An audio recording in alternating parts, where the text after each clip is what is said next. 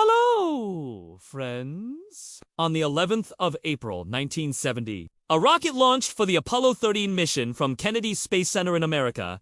3 astronauts were on it, going to the moon. But the interesting thing was that not even a year had passed since the day when Neil Armstrong stepped on the moon for the first time. This was already the 3rd NASA mission to send humans to the moon. Seeing the success of the last 2 missions, the astronauts in this rocket were very confident about their mission and their dream. Their dream was to set foot on the moon. But at that time, they were unaware that their dream would never come true. In April 1970, when their spacecraft was about 330,000 kilometers away from the Earth, they heard a loud bang. Suddenly, a huge bang that shook the entire spacecraft. Within a few seconds, the warning lights and alarms start going on. Loudly, it was found that one of the oxygen tanks had burst, and the other oxygen tank was leaking rapidly. Okay, Houston, we've had a problem here. This is Houston!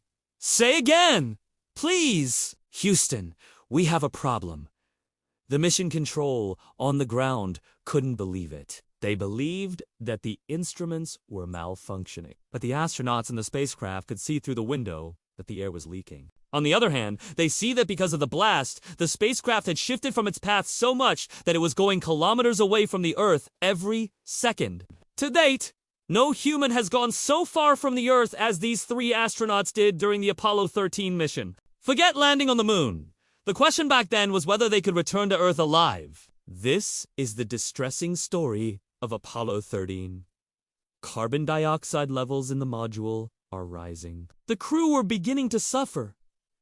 It was a dire state. It was a really emergency situation. In 1961, American President John F. Kennedy promised the world that before the end of the decade, he would have humans on the moon. Double quotes, ...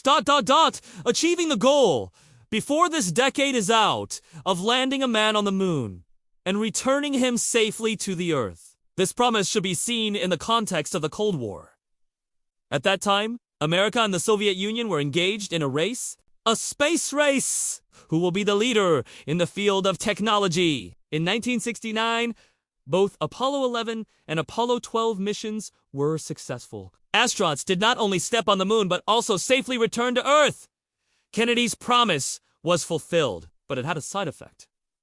Right after it, the people's and government's interest in spending money on space decreased drastically. It's obvious that people were excited to see a man step on the moon for the first time, but people cannot be so excited for the 2nd, 3rd, and 4th time. The interest in the moon is fading fast. People believed that Apollo 13 would just be another routine flight. For this reason, the American government cut NASA's budget, and many future missions that were planned for the new few years, like Apollo 20, were canceled. That's why the Apollo 13 mission came at a crucial time in the history of space travel. NASA had to prove to the American government that it was still worth spending money on space. That's why the primary mission objective of Apollo 13 was not only to inspect and survey the moon's soil, but to also develop the human capability to work in the moon's environment. The main mission objective of Apollo 13 is scientific exploration of the moon. We hope to find out a lot about the origin of the moon, and from that, the origin of our own planet Earth. The design of Apollo 13's spacecraft was similar to that of the previous space missions. Mainly, there were 4 main components: command module, service module, lunar module, and launch escape system. The spacecraft was launched on a Saturn V rocket. All 3 astronauts were seated in the command module, which was the main part of the spacecraft.